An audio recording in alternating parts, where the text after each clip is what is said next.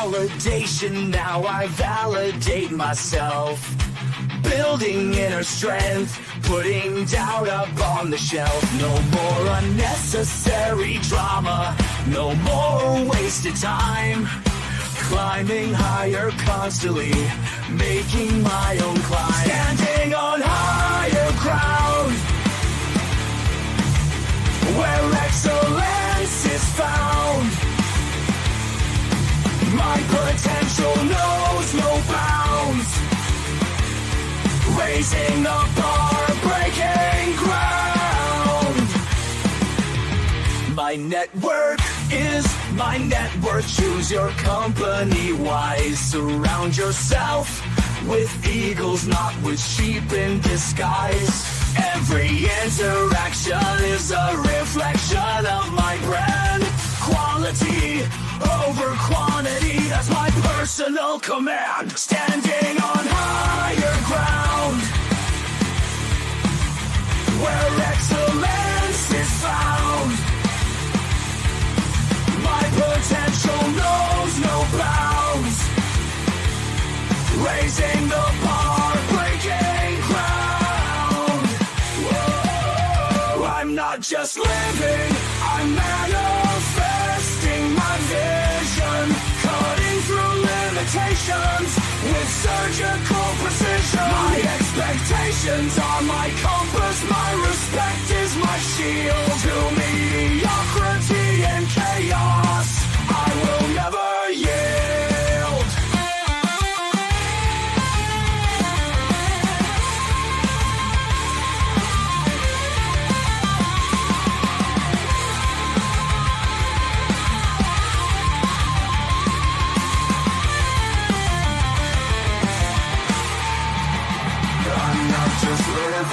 I'm manifesting my vision, cutting through limitations with surgical precision. My expectations are my compass, my respect is my shield. To mediocrity and chaos, I will never yield.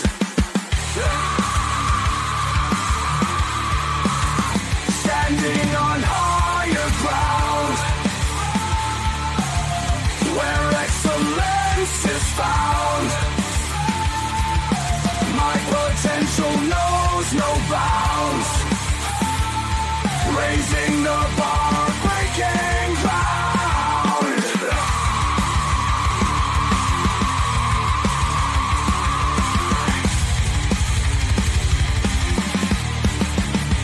I'm not just living, I'm manifesting my vision.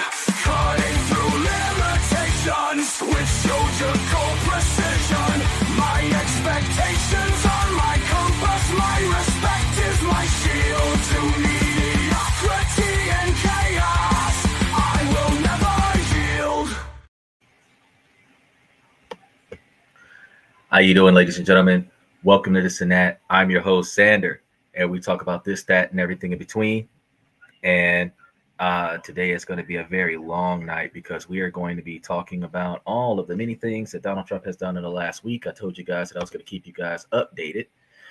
Make sure that you like and subscribe. Also, share this with some of your friends. For those of you who are interested in throwing your 2 cents in as we go through the list, you can click that link, approve the mic, approve the camera, join in the green room. We'll be able to bring you on as long as you're over the age of 18. Special shout out to Red Void, Omni81, Danny, Liberty Twitcher, Silly Emma, Mr. Pibbs, and Max Poser, Joe, his dad, and Reese Martinez. This is a long show. Just remember, we're live 7 nights a week. We start at about 10 o'clock Central Time, 11 o'clock Eastern Time, 7 o'clock California time. As California continues to burn to the ground, I'm going to keep giving you guys updates as to what's going on over there. Join me as we dive into the crazy world of Trump's executive orders, because I'm going to see if I can uncover how many records this guy can really break. So, throughout the history of the United States, presidents have wielded significant power through executive orders, which allowed them to unilaterally implement policies and regulations without needing congressional approval. During his tenure, Donald Trump was no exception, issuing a staggering number of executive orders that left a lasting impact on a nation. But executive orders have long been subject to controversy, which critics arguing they represent an overreach of presidential power and undermine the system of checks and balances. So Trump's presidency was particularly marked by heated debates over the issues of executive orders, with many Democrats accusing him of abusing his authority to push through partisan agendas. On the other hand, Trump supporters saw his executive orders as a necessary means to overcome congressional gridlock and implement much needed reforms. One of the most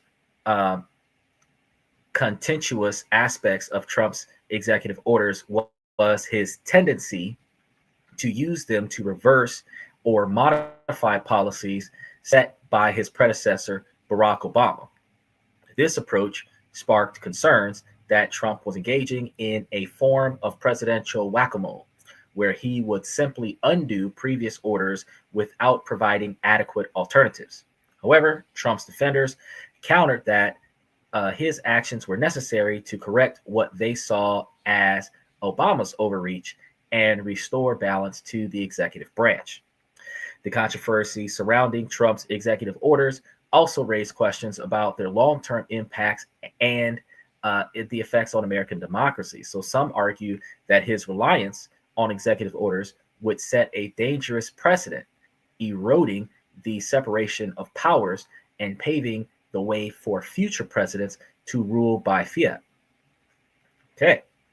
Others believe that Trump's actions were merely a symptom of a broader problem in Washington, where partisan polarization has rendered Congress ineffective and pushed presidents to seek alternative means to getting things done. Trump's executive orders had significant policy implications, from rewriting environmental regulations to reshaping the nation's immigration system. So one notable example was his order to withdraw from the Prime Climate Accord, which sparked widespread international criticism and underscored the United States' withdrawal from the global leadership on climate issues. Another was over a ban travel from several predominantly Muslim countries, which ignited fierce protests and legal challenges. One of Trump's most significant executive orders was his move to recognize Jerusalem as Israel's capital and relocate the U.S. embassy there. So these decisions marked a major shift in Americans' foreign policies, sparking widespread international condemnation and violence in the Middle East. Who knew? The move was hailed by Trump's evangelist Christian base as a fulfillment of biblical prophecy. But it drew sharp criticism from Arab leaders and human rights groups. So the reactions to Trump's Jerusalem decision were illuminating, highlighting the deep divisions within American society over issues of foreign policy, religion, and national identity. While Trump supporters saw the move as a bold assertion of American power and a fulfillment of campaign promises, his detractors viewed it as a reckless provocation that endangered regional stability and compromised the U.S. role as an honest broker in Middle East peace negotiations. Whew. Look, y'all, we got a lot to do today. Donald Trump has signed a total of 262 executive orders so far between his two terms. And this includes 222 executive orders during his first term from 2017 to 2021. And at least 42 of those executive orders are on his first week back in office from January 20th of 2025 till now. 72 out of 220 of his executive orders signed in the past, which is approximately 32% of them that Donald Trump has signed during his first term in 2017 and 2021, have been revoked as of January 22nd, 2025. Many of these were revoked by his successor, Joe Biden, as of January 27th of 2025.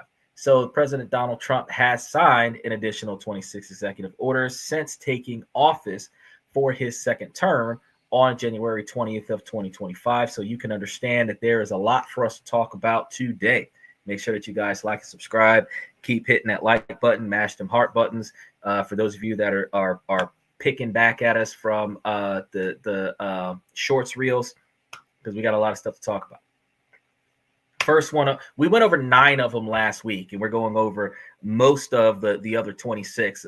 Anything that was repetitive from last week's discussion of executive orders, I kind of skipped over those because I wanted to talk about all the ones that we haven't talked about, because of course we want to really cover all the issues, not just bore you with the same old. So the first thing on the list is initial recessions of harmful executive orders and actions, which is a hypocritical title, but this order revokes numerous executive orders and actions implemented by the Biden administration.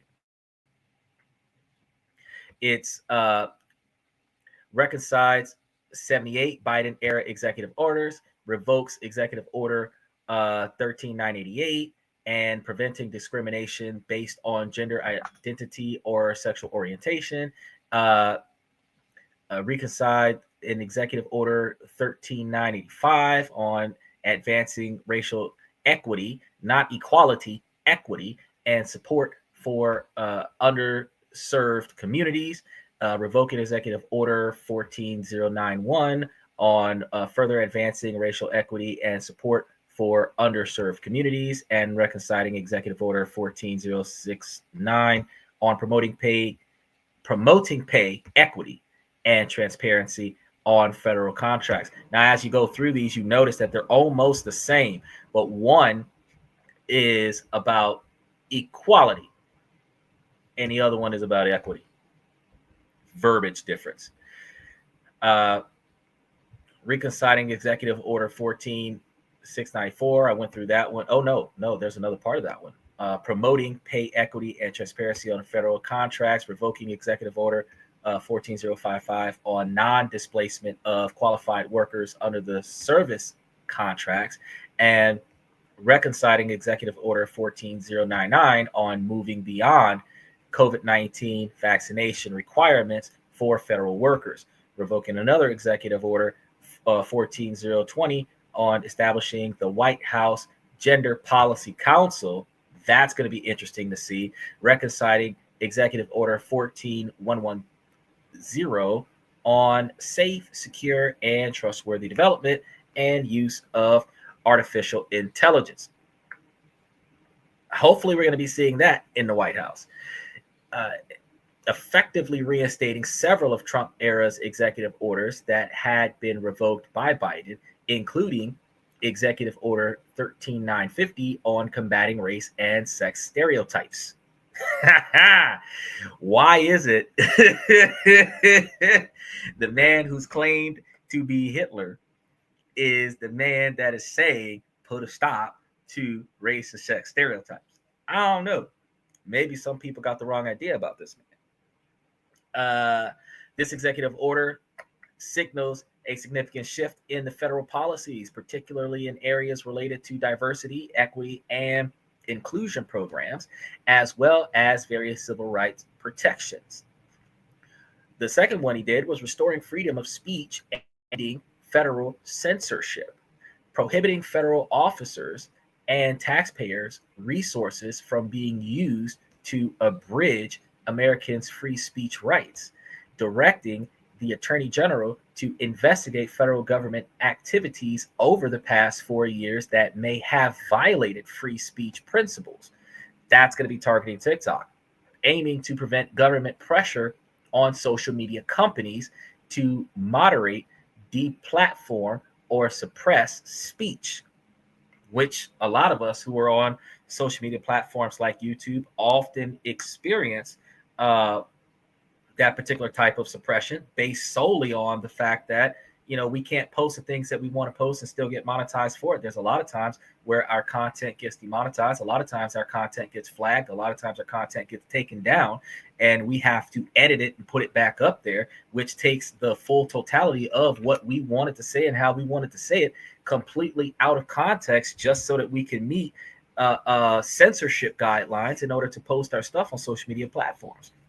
Now, Trump's order continues to declare the U.S. policy to secure the right of the American people to engage in constitutionally protected speech, which means that we should be able to get as verbally reckless as we want, but we're supposed to be appropriate about it to some degree. Addressing concerns about the government labeling speech as misinformation, disinformation, or malinformation. Keep in mind, TikTok would have flagged my podcast already as soon as I started talking about this, specifically because I'm talking about government policies. So the fact that we haven't gotten flagged as of yet, haven't seen any glitches where the screen goes dark. Because like last week when we were talking about Second Amendment stuff, the internet just dropped all of a sudden, and then we were trying to figure out what happened. Instructing the Attorney General to prepare a report with recommendations for remedial actions will allow the order, which has been met with mixed reactions, to see the supporters' view as a necessary step to protecting free speech, while critics are expressing concern about the potential retaliation against those studying online propaganda and conspiracy theories. You got to understand, the only thing that a conspiracy is the refusal to accept the truth. The thing about it is that somebody can have an outlandish claim, an unfounded claim. That's not a conspiracy. That's you talking out of your ass. First Amendment right to freedom of speech. The conspiracy is when people talk about stuff that you just really could not believe that type of person or this type of government could perform certain types of actions that are immoral, unethical, and going completely against the platform of the individual or the country or the government agency or the Fortune 500 business that we're talking about at the time. That is a conspiracy. Oh, I can't believe that he or she did that because that's not in line with their character. Refusal to accept the truth. That's the conspiracy. When you start talking about what happened in Louisiana when Hurricane Katrina hit, refusal to accept the truth. COVID-19, refusal to accept the truth. The release of Ebola in Texas, refusal to accept the truth. The 2.5 million shallow graves in a Wisconsin field a couple years before COVID took out almost 20 million people. Refusal to accept the truth. It does not. I'm not a conspiracy theorist, so don't worry about that. I'm not going to talk to you about conspiracies, but I'm going to tell you that if somebody says that something happens intentionally, like the Twin Towers being destroyed for other reasons than a terrorist attack, nobody believes that. That's where conspiracy comes from, because if that is the truth, that's where the conspiracy comes from. Nobody wants to believe the truth. Now, another one of his executive orders, ending the weaponization of the federal government. We're going to be directing the Attorney General to review activities of all departments and agencies with civil or criminal enforcement authority over the past 4 years, basically doing an audit of everything that Joe Biden has done, including the Department of Justice, Securities and Exchange Commission, and Federal Trades Commission. We're going to be instructing the Director of National Intelligence to review activities of intelligence community over the last 4 years, requiring both officials to prepare reports for the president with recommendations for appropriate remedial actions. Remedial meaning beginner. Accusing the previous administration of engaging in unprecedented third world weaponization of prosecutorial powers to upend the democratic process. What? Look, y'all, I pieced this together, but I did not read 132 pages worth of information before I started this show. So you and I are going to be shocked about a lot of this. Citing specific concerns about the prosecution of over 1,500 individuals associated with the January 6th events when they did the March on Washington, directing agencies to comply with document retention policies and legal obligations. So this order has been met with a large quantity of mixed reactions as well, where supporters are going to view this one as necessary, addressing perceived political targeting, while critics are going to express concerns about potential retaliation against governmental officials and agencies. So the order's broad scope and lack of specific deadlines or defined remedial actions leaves many questioning about its potential impacts and implementation. The next one is going to be putting America first in international environmental agreements. So directing the U.S. ambassadors to the United Nations to submit formal written notifications of the U.S. withdrawal from the Paris Agreement, instructing the withdrawal from any agreement, pact, according, or similar commitment made under the United Nations Framework Convention on Climate Change. So the UNFCCC, they're going to take their name off of everything, ceasing or revoking any financial commitments made by the United States under the UNFCCC, immediately revoking and reconciling the U.S. International Climate Finance Plan. So the U.S. is going to be paying for their own stuff and taking their money away from the other countries around the world. And then directing the Office of Management and Budget to issue guidance for the recession of frozen funds within 10 days, requiring federal departments and agencies to report on actions taken to revoke policies implemented under the International Climate Finance Plan, establishing new priorities for international energy agreements, emphasizing eco-efficiency, American prosperity, consumer choice, and fiscal restraint. The order is based on the Trump administration's position that the United States can achieve both economic growth and environmental protection through market-driven approaches without restricting private sector activities. This marks the second time the United States has withdrawn from the Paris Agreement under Trump's leadership. Withdrawing the United States from the World Health Organization is yet another executive order that he is directing so much stuff, because this guy is going to notify the UN Secretary General and WHO leadership of the U.S. withdrawal, pausing future transferring of funds, support, and resources to the WHO project, recalling U.S. government personnel who are working with WHO, and ceasing negotiations on the WHO pandemic agreement, instructing the director of the White House Office of Pandemic Preparedness and Response Policy to review and replace the 2024 U.S. Global Health Security Strategy.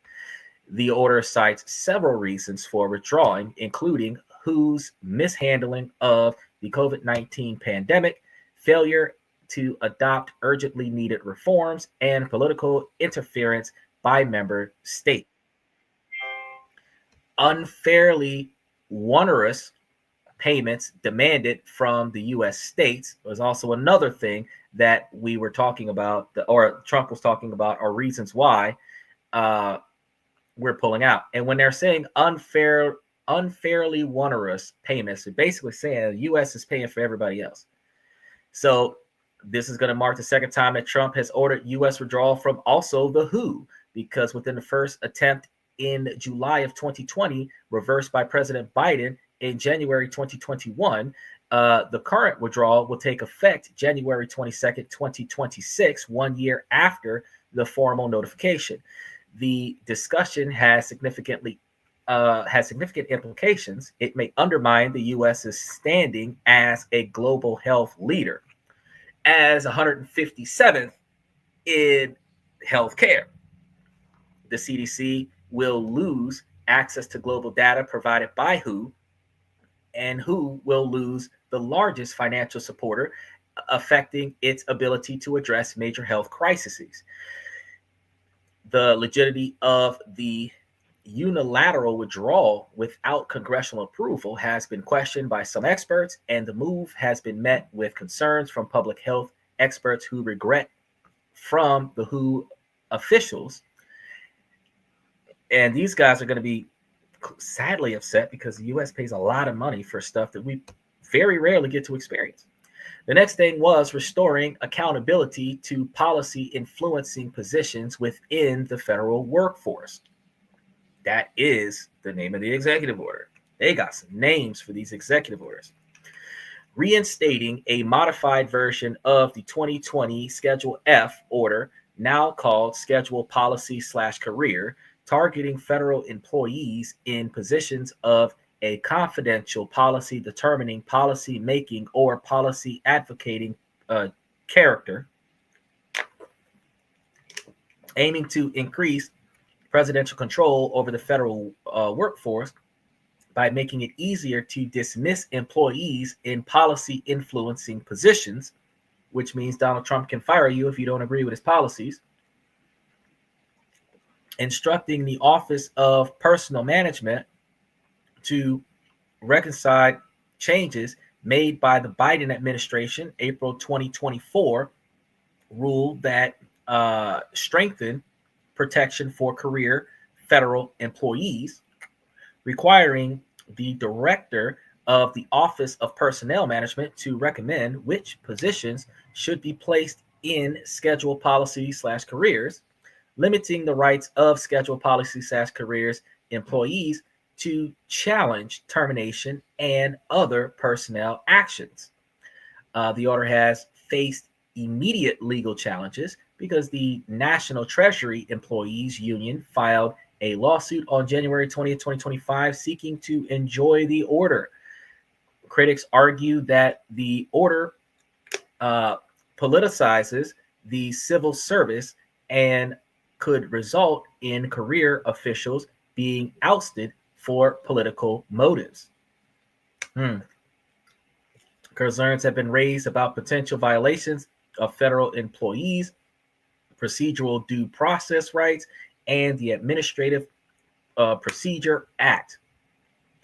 The Office of Personnel Management has issued guidance on implementing the execution or the executive order, the execution of the executive order, including instructions for position reviews to determine which roles fall under the new schedule policy/careers classification, holding former government officials accountable for election interference and improper disclosure of sensitive governmental information is the next executive order, where they're going to be revoking active or current security clearances held by former intelligence officers who worked with Biden's 2020 presidential campaign. So he's getting rid of everybody. Directing the revocation of security clearance for 50 specific individuals, including former top intelligence officer James Clapper, not in any way, shape, or form related to the app Clappers, Michael Hayden, and Leon Panett, as well as John Bolton. Instructing the Director of National Intelligence and CIA Director to submit a report within 90 days recommending additional disciplinary actions, measures to prevent the intelligence community from inappropriate influencing domestic elections, and ordering a review of any inappropriate activities within the intelligence community related to the letter signed by 51 former intelligence officers regarding Hunter Biden's laptop. Hunter should have gotten rid of all of the controversial stuff on his laptop. I know Bill Clinton wiped his laptop after his exposure to Monica Lewinsky. So then all presidents should know, keep your personal stuff off of your company laptop. Establishing a policy that members of the intelligence community should not be involved in partisan policies or elections, directing the Attorney General to investigate U.S. government dealings with social media platforms during Biden's tenure, focusing on potential censorship efforts. So this order is going to aim to address what Trump describes as the weaponization of intelligence agencies for political purposes during the 2020 election. And it has sparked a debate about the role of intelligence officials in political discourse and the potential implications for future administrations. And we are not even halfway through, because clarifying the military roles in protecting the territorial integrity of the United States is our next executive order. We've gone about 8 executive orders in out of the 40 something, but I'm going to try to cover as many of them today as I possibly can that we have not already covered in last Monday's show. We're looking at assigning United States Northern Command. That's called USNORTHCOM. The mission to seal the border and maintain U.S. sovereignty, territorial integrity, and security. Directing the U.S. NORTHCOM to repel from forms of invasion, including unlawful mass migration, narcotics trafficking, human smuggling, and other criminal activities, requiring the Secretary of Defense to deliver a revised unified command plan within 10 days of the order effective date, mandating U.S. NORTHCOM provide a commander's estimate to the Secretary of Defense within 30 days, detailing how to execute these tasks, adding new requirements to the contingency plan, guidance for the employment of the force. This order is going to represent a significant shift in military roles and the southern border, potentially expanding its involvement in immigration enforcement. Critics argue this could create a dangerous precedent for civil-military relations in the United States. But I mean, with 200,000 people coming into America every month from the south side border, I really do believe that something probably should be done about that. That's completely different from a few dozen people getting off of an airplane. You're talking about 200,000 people a month walking across the border, climbing over a fence, under a tunnel. That's a lot. The Defense Department has already ordered 1,500 active duty troops to the U.S.-Mexico border in response to this directive. That's why you guys seen all of those tanks and military war vehicles being transported to the Mexico-U.S. border. Secretary of Defense Pete Hegseth has expressed support for the order and plans to work with the White House to secure the southern border. The next order is unleashing American energy, which is slightly different from the energy plan we talked about last week. The other energy plan we talked about last week, I took out of the 26th. This one is encouraging energy exploration and production on federal lands and waters, including the outer continental shelf, to establish the U.S. as a global energy leader, focusing on traditional energy sources, including oil, natural gas, coal, hydropower, biofuel, critical minerals, and nuclear energy. I know you guys have seen that one guy had made that egg that's like, it was on TikTok, it's a gigantic egg, and it's supposed to be a nuclear reactor that's supposed to power your house.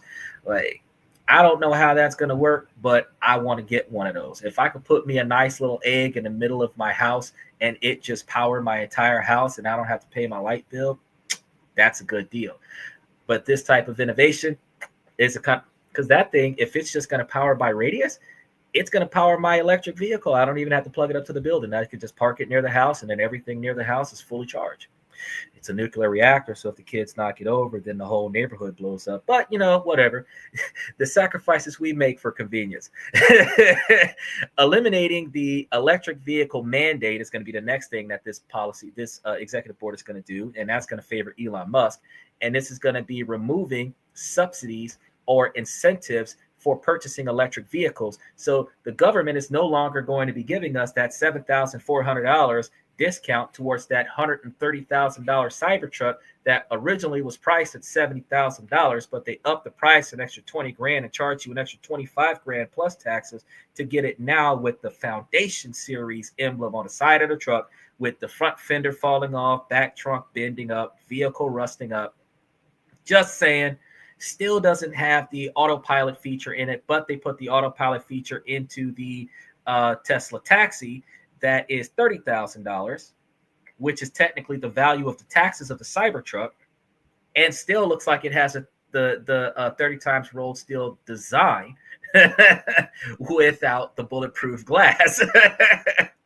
Help me make that make sense for the 2.5 million people that are on the Cybertruck registry waiting on the truck, as it is produced 6,000 or less per year, when he promised the Gigatech factory was going to put out 350,000 per year when it was in full productivity mode. And the only reason to meet the demand is because for some reason they don't have enough batteries to go around. That's a show for another day.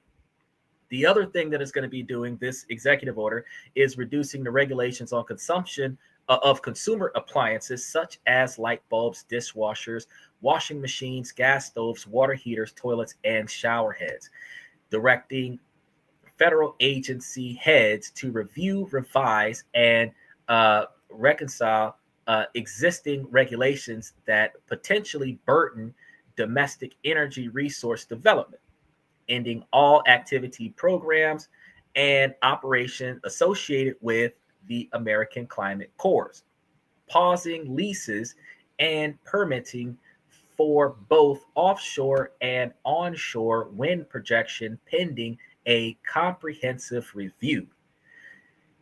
And again, revoking Biden's administration bans on new offshore oil and gas development along most of the country's coastlines and in Arctic oceans. So just like BP caused that oil spill that messed up the Gulf, Biden's ban is going away. So we're going to be swimming in the Gulf of America in oil. But there's over 100 years worth of oil in American territory. So why are we spending so much fuel to go to a third world country and take oil from them when we can simply filter it from beneath our feet?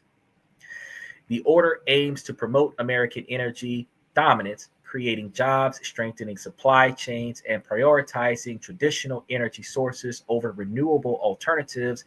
And it represents a significant shift in U.S. energy policies, focusing on fossil fuel production and reducing emphasis on renewable energy development, because it takes a large quantity of fossil fuels in advance in order to put those renewable resources back on the market.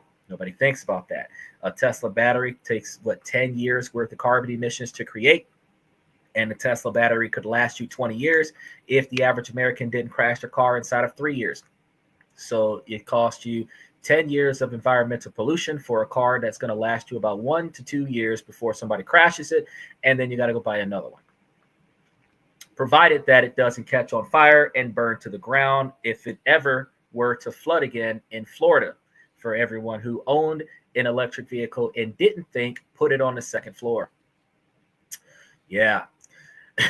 Next step, realigning the United States Refugee Administration Program is the next executive order. Suspending the U.S. Refugee Admissions Program indefinitely. That is going to be a slap in the face. I had some of my Taiwan students ask me today, as a matter of fact, earlier today, late last night, how is this going to work when the rules and regulations are changing about the children that are born on American soil where the parents are not American citizens as of yet? And the concern is that if the child is not an American citizen, what nationality is the child? Because the child wasn't born in a different country, it was born in America. And I would assume that the child's native nationality would be the child's home country, since the mother and father came from the same country. That's just an assumption. However, if the parents are in the process of getting citizenship and they have whatever exemptions for deportation based on their H-1Bs or their EBWs, if they apply for their child citizenship in the same magnitude, that by the time the child is old enough to go to school, I would assume that the child would have citizenship or some type of green card or something to that effect. But I don't believe that, because he thought that this was a terrible thing, but I don't think that that's as terrible of a position to have as opposed to the former response, which was anchor babies, the American children. They were born in America, but the parents are deported because the parents are foreigners. So why would they separate the family by keeping the how you doing, sir? By keeping the child in America because it's American citizen, but kicking the parents out because the parents are not American citizens. If the parents don't belong here, you send the child with the parents so that the child can be taken care of by the parents. That makes a little bit more sense, in my opinion. But I gotta say, oh boy, he's gonna give me a different language, y'all. So un jour pour en vien un vie pour un jour. So I am not sure what that was. Does anybody have an English translation for that? Because while I am required to teach English to multiple different countries, I am not required to know languages of multiple different countries. That is what ChatGTP and Google Translate and Babelfish are all about. But if you could by far translate that to English, I have absolutely no problem with responding to whatever question that was supposed to be. Where were we? So we are allowing the Secretary of State and Secretary of Homeland Security to jointly make exceptions and admit refugees on a case-by-case basis when the national interests are in favor of this particular decision. So, he's asking combien y a li di idi I clans 1 minute plus the 67,000 ideas. Okay. Why am I taking so long to give you so much information in 1 minute and then give you 67,000 ideas? Is that your question? Well, because on this and that, we talk about this, that, and everything in between. So if there are 67,000 ideas that I can cross your path in the next hour and 40 minutes, then by all means, I will cross 67,000 ideas. However, with the large quantity of people that are coming to the podcast, you guys can make sure that you like and subscribe, and make sure that you hit that follow button and share this with somebody that you know will either like or hate and have something to say about what's going on today. And just remember that we're live 7 days a week, so we're going to be talking about a bunch of stuff. So do you think that 67,000 ideas is a lot when we're live 7 nights a week and we go over a few hundred ideas a month, if not more? I think not. So they're further stating that public safety and national security are the highest priorities of the refugee program. So they're going to be emphasizing that refugees must be able to fully and appropriately assimilate into the United States. That's going to lean towards most of those Americans who are offended and upset about foreign nationals, like those individuals that come from Mexico and refuse to learn the English language or the English or American traditions and demand that we must communicate with them in their native language. No. When in Rome, you do what the Romans do. When in the United States, you speak English. English people speak English in the United States. If you go to another country and they have English there, by all means, that's good. But every sign in China is in Chinese. So just about every street in Mexico is in Spanish. So everything in English in America is in English. So you're going to have to learn how to speak and read English if you're coming to America. Now, they're also aiming to give states and localities more say in allowing refugees to settle in their areas. So that's going to be something that's going to be interesting to see. You are saying, J. Pour Xavier, la lecture, the query, very, very neurosis. No, I don't think that these are any type of nuance. I understand that it might be somewhat of a lecture in your perspective, but I can definitely tell you that this is common knowledge that it's not all too common, because not very many people know where to go and find this information, much less be able to interpret it in a fashion where it makes sense. Because if you go and look at the original executive order, it's very complex in nature. Now, the next thing that they're going to be doing is revoking Executive Order 14013, which is rebuilding and enhancing programs to resettle refugees and planning for the impact of climate change on migration. So the order cites concerns about the impacts of increased migration on the U.S. communities and resources as justification for the suspension. It has already resulted in the cancellation of scheduled refugee arrivals and the standing of an estimated 22,000 approved refugees. The next executive order is protecting the meaning and value of American citizenship. I think that this was a good follow-up, redefining the interpretation of the 14th Amendment's citizenship clause specifically to the phrase "and subject to jurisdiction thereof." Le progress. That's correct. We are making progress.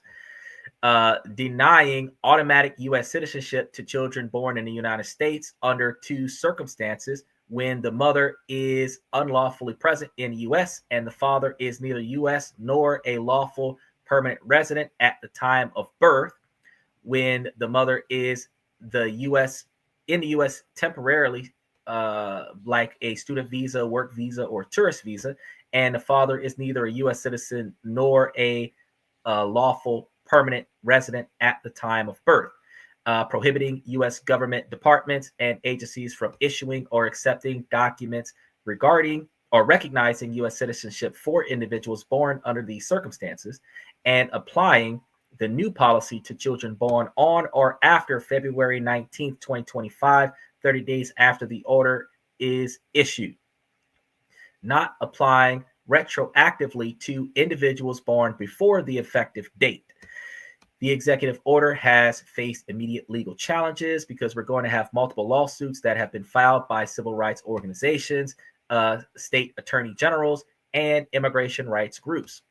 So on January 23rd, 2025, a federal judge in Washington State issued a temporary block on the order, calling it blatantly unconstitutional. Critics argued that the order violates the 14th Amendment and contradicts the long-standing interpretation of birthright citizenship established by the Supreme Court in the United States versus Wong Kim Ark in 1896. Now, supporters of the order claim it aims to protect the value of American citizenship and addresses concerns about illegal immigration.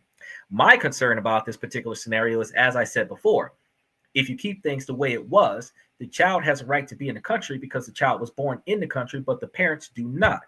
Donald Trump's current immigration reform is going to have all illegal immigrants ejected out of the country, if possible, which means that will separate the children from the parents, because the children has a right to stay, but the parents do not.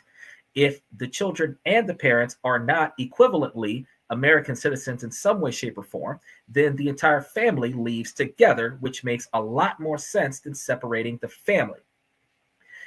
I understand that some people might say that that's not fair to the child, but the unborn child is not going to complain at 18 that he didn't get a chance to be an American-born citizen, even though he was born in the United States, because of something Donald Trump did before he was old enough to know what was going on. Jivo dispaninat, Monsignor Merci, si un dices Jaos si deati let viet. I can barely pronounce that. Still don't know where you're coming from with this. Does anybody have a translator? I would love to answer a lot of your questions, buddy. I really do. But most of it, I am not sure exactly where you're coming from with this. And my StreamYard is not attached to a translator. Anybody in the comment section, pick up Abed's text, throw it into the Google Translate, throw it back at me, and let me know what's going on here, because I really want to answer all of his questions, because on this and that, we typically try to provide a response to all of our fans, if possible.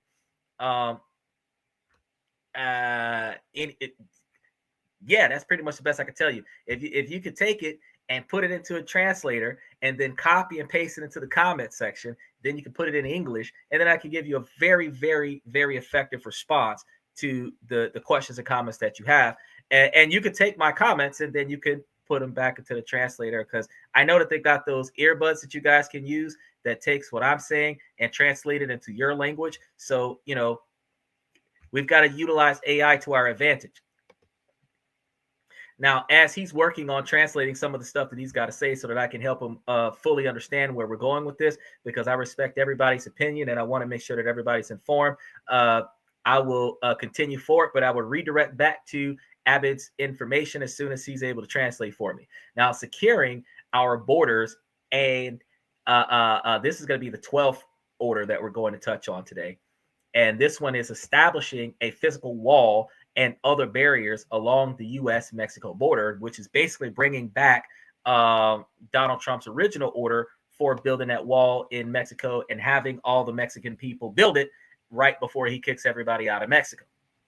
Now, deterring, and this is going to be deterring and preventing the entry of undocumented individuals into the United States, even though there's that 70-foot wall that people are coming out with. Cody D. So Cody's got the translation. He's saying that his castle is safe, but he has enemies outside his French castle.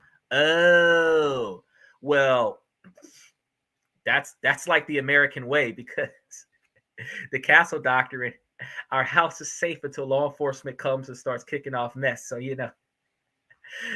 even though there are laws in our Constitution that allows us to defend ourselves from law enforcement officers that are violating the law, when they get there, unfortunately, Supreme Court's rule in favor of law enforcement, unless we can prove that at no point in time that they were enforcing the law before we gunned them down. So you have to make sure that instead of just putting up that little fancy pants, no trespassing sign that you get from Walmart, that you actually go and buy that really big sign that cites the constitutional laws that prohibits trespassers from being on your property without written documentation from jurisdictions that have authorization over the property or the property owner, which is a way different no trespassing sign. So when you see those bastards that show up from the bail bonds, I've been talking about some, hey, got a warrant, but don't have document the first, that no trespassing sign that clearly states you must show me written documentation to be on this property. You can have a verbal order, but if you don't have a written order, you can't be on this property,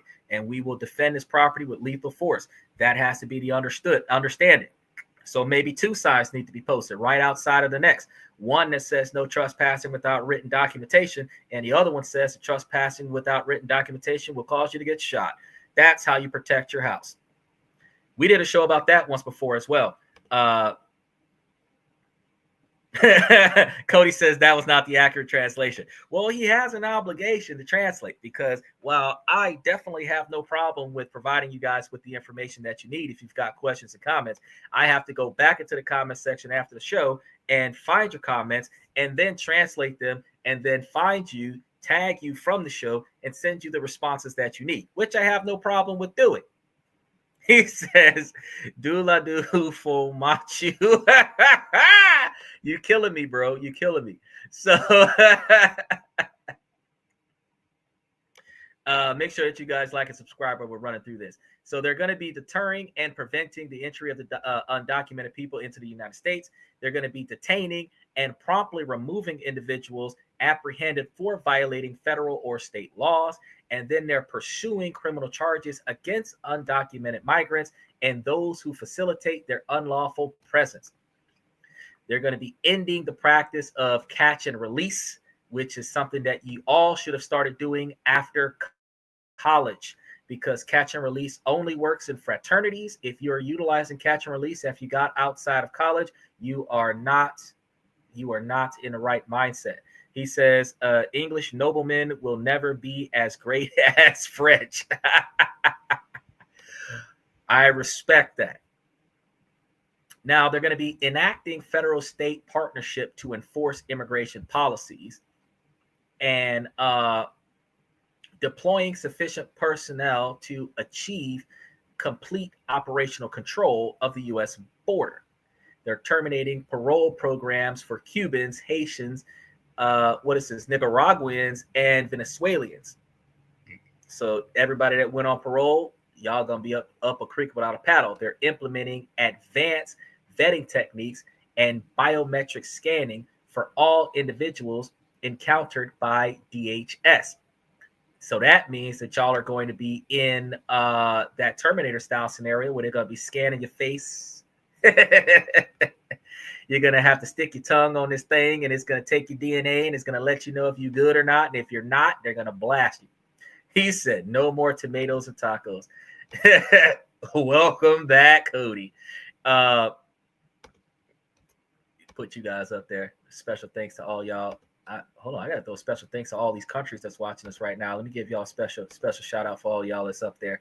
Now, they're going to be directing the reinstatement of the migrant protection protocols, which remains in Mexico policy. This is going to be one of those things that people are not going to really like, and they're instructing the State Department to negotiate safe third country agreements for departing asylum seekers. Probably because people are going to end up going back to their own country and be assassinated. So you're going to try to put a stop to that. But, there's only so much you can do from this side of the fence. Now, number 13 is going to be the most heightened one. And we've got about 25 or 26 of these that we're going through, and where we've made it right up to number 13. So over the next hour and a half, we're going to be trying to cover the rest of them. I told you there was a lot. I read fast, and I've only covered 75 out of 135 pages worth of information. So bear with me, y'all. But this one, I want to see some uproar and some chanting and some holy shit chants, because number 13 is restoring the death penalty and protecting public safety. So instead of wasting all of American dollars on individuals that are sitting on death row, they're going to be reinstating the utilization of the death penalty. Before we get into that, Cody says a big uproar.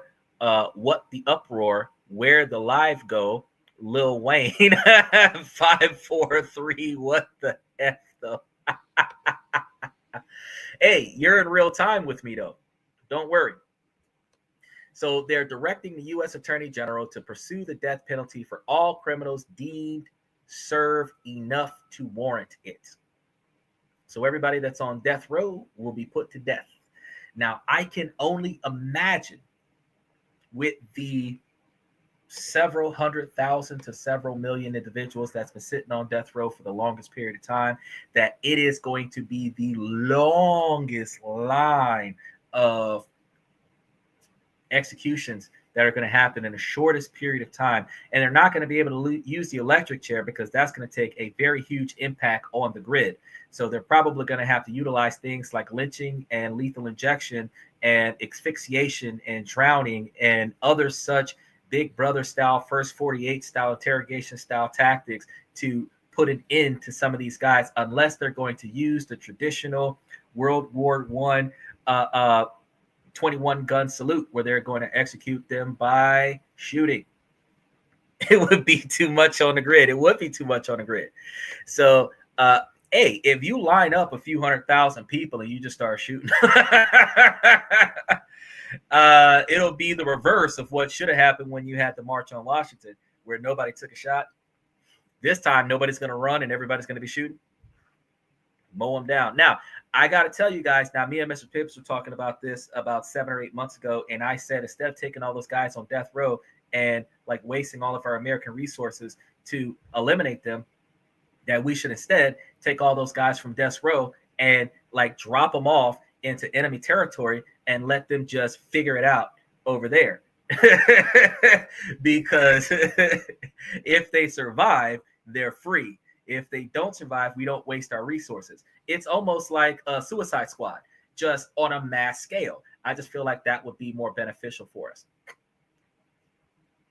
He said, Cody says, we need England to save the world, but what is that? Prince Henry and Charles are such naughty natties. I don't know. So the next thing they're going to be doing is mandating the death penalty be sought for two specific situations: when law enforcement officials are murdered and when the defendants are undocumented immigrants, regardless of the factors.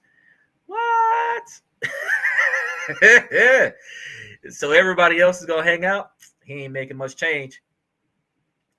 The next thing is going to be instructing the Attorney General to challenge Supreme Court rulings that restrict both state and federal abilities to impose capital punishments, and then ordering the evaluation of the 37 inmates whose death sentences were commuted by former President Biden, ensuring they are held in harsh conditions reflective of their crimes. So instead of getting that same fear factor. Instead of them getting that same peace treatment situation that OJ got, where he did his reality TV show while in jail, you talk about putting these guys in gen pop and let them get got. Now, he's also directing the Attorney General to ensure states with capital punishment have sufficient supplies of lethal injection drugs. I said it. Encouraging state attorney generals and you don't really need lethal injection drugs. You just give them a pure version of the dang COVID-19 thing and put them in isolation and let them just kill. Look, now you start talking about give them Ebola, just leave them in there. To do what the Germans did and put everybody in a big room and just take the oxygen out. There's more efficient ways, but whatever they're going to do. Now, they're also encouraging state attorney generals and district attorneys to pursue capital punishment when applicable. So the order has faced criticism and legal challenges. And one of the things that they're dealing with is the opponents argue it could significantly increase the number of executions. Well, duh, because you've got millions of people on death row right now. And there are legal experts that question the feasibility of some aspects, particularly regarding state-level prosecution of federal inmates. We also have to take into consideration some of the situations where innocent people go to jail, end up in a life sentence scenario where they're on death row and they didn't do it, and because they spent 30 or 40 years of their life in jail for a crime they didn't commit, that some young sleuth, detective, college student, like wannabe lawyer that hasn't made it yet actually cracks the case and proves the person innocent because you hadn't assassinated them. Now, if they implement this death penalty scenario, there are going to be a lot of people that are going to be in a lot of situations where the death penalty qualifies for them. They're going to get killed first, and then 20 years after their death, somebody's going to determine that person should not have been executed. So this has its flaws. Now, Catholic leaders, including Archbishop Timothy P. Brogel, have expressed concerns over the order. I'm guessing because thou shalt not kill and the executioner is going to have a lot of work on his hands right now. But critics also point out that the order's claims about the death penalty deterrent effect are not supported by evidence. You got to think about this. If people are dying right and left for capital crimes, very few people are going to be committing capital crimes knowing that they're going to be killed in court. That does not mean that people who are planning on committing capital crimes are actually going to commit less capital crimes. It only means that they're going to do that standoff because they know that it's going to be suicide by cop, because it's going to be execution by executioner if they're caught. Delaying the inevitable. Now, number 14, the next one up, is reevaluating and realigning United States foreign aid. which, for Christ's sakes, why are you spending over $13 million a week in each country and every other country of the world, but you could not spend a few $1,000,000 in Florida, you could not spend a few $1,000,000 in California, you could not spend a few $1,000,000 in Louisiana, when your local home states have people suffering due to natural disaster? Well, not California. California was caused by a smoker, but the rest of them were natural disasters, and they're treated like refugees in their own country.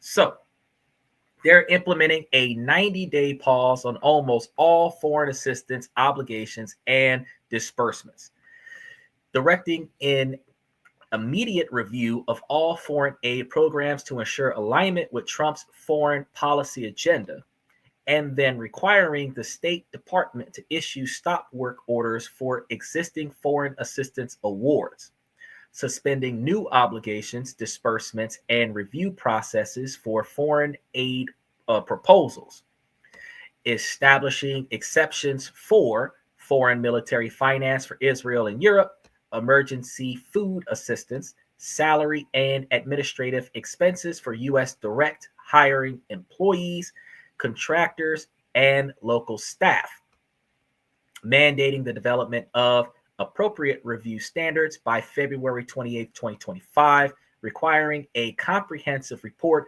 within 85 days, which is April 19th of 2025, for the Secretary of State to consider, and recommendations to the President. The implementation of the order on January 24th of 2025 is going to have the Secretary of State Marco Rubio issue a directive to pause all new foreign assistance funding. The State Department communicated the order to all U.S. diplomatic and consular posts, and the USAID country officers began issuing stop work orders on January 24th of 2025. Now, there are going to be some impacts and reactions of this, where the order has caused widespread concern among humanitarian organizations and aid recipients. Of course, anybody who was getting paid that's no longer getting paid is pissed off. Now, critics are arguing it could significantly disrupt ongoing aid programs and put lives at risk. So did everybody getting fired off of their jobs because they didn't go to work during COVID. Didn't stop us from bouncing back. Now, supporters view it as necessary to ensure U.S. foreign aid aligns with the administrative properties and their priorities. So the UN Secretary General has expressed concerns over the freeze on U.S. foreign aid, and they're protecting the American people against invasion is going to be our next executive order. He says federal workers got to go back to warn on March. Bro, you know that they had already put, what was it? I think 500,000 or so people out of a job when everybody that was working in the DEI, everybody's out. You talk about putting workers back to work. No, they were on administrative leave, paid administrative leave. And those people that are on paid administrative leave are then going to be unemployed if they don't get reassigned. So if they want to work, they better take their behind back to work doing something else in the government, but they're not going to be working in the DEI. So they better figure something out somewhere. No more remote work. You are darn skippy. Oh, yeah, because you're not going to get paid to work overseas because they're cutting everybody. You're going to have to figure it out. So the next one, the 15th order that we got, that we didn't talk about last week, is protecting the American people against invasions. Finally, should have did that in 9/11. But they're declaring a national emergency at the southern border of the United States, where they're defending the situation. They're defining the situation at the southern border as an invasion to unlock additional executive authority. Woo. He says bathrooms and kitchens and offices, and we're all doing something. Bro, I'm telling you, everybody got to get paid to do something, right? Now, they're directing U.S. military forces to support the Department of Homeland Security and obtaining complete operational control of the southern border. So this executive order supports the other executive order we talked about an hour ago. They're suspending the physical entry of aliens engaged in what the order defines as an invasion of the United States through the southern border, authorizing and directing the Department of Homeland Security, Justice, and State to take immediate action to repel, repatriate, and remove illegal aliens across the southern border. So send them back, shoot them, or kick them out. All right. Now that we've understood that, restricting access to asylums and other provisions of immigration laws for illegal aliens involved in this invasion, empowering law enforcement agencies like ICE and CBP to enforce immigration laws more aggressively, including kicking in doors and snatching people by their hair in the middle of the night wearing black clothes, guerrilla warfare. And they're going to be using previously designated sensitive areas as areas of infiltration for them to enforce this no asylum policy. So they're probably going to be raiding the churches too. They're terminating parole programs for the Cubans, Haitians, Nicaraguans, and Venezuelans, where they're implementing advanced vetting techniques and biometric scanning for those individuals under this order as well, which is going to be enforced by the DEH. The next executive order is unleashing Alaska's extraordinary resource potential. Alaska, way out there. Oh, you're talking about, hold on, let's go back. You said lettuce and aliens are invading. That you're right. Like, and he's talking about like Arizona, definitely like Arizona. And New Mexico and Texas. Well, yeah, they're rotting the whole way. Alaska and Greenland. Yes. Alaska and Iceland, because Greenland is made of ice right now. Just so you know. They're going to be establishing a policy to fully utilize Alaska's abundant natural resources up underneath all those millions of pounds of snow. They're going to be directing federal agents to rescind or revise restriction policies and environmental reviews implemented since January 21st of 2021 that limited resource development on federal state lands in Alaska. They're expediting permitting, leasing, and infrastructural projects critical for developing Alaska's resources. That's going to give you a bunch of jobs out there. And if you go move to Canada, I mean Alaska gives you a bunch of money to move over there. I mean, yeah, you're going to be living in a block of ice, but I mean, you can go to Alaska and start you a new life, and apparently go and work in an oil refinery and make you a bunch of money. They're going to be particularly utilized in liquefied natural gases industry and the Trans-Alaskan pipeline system.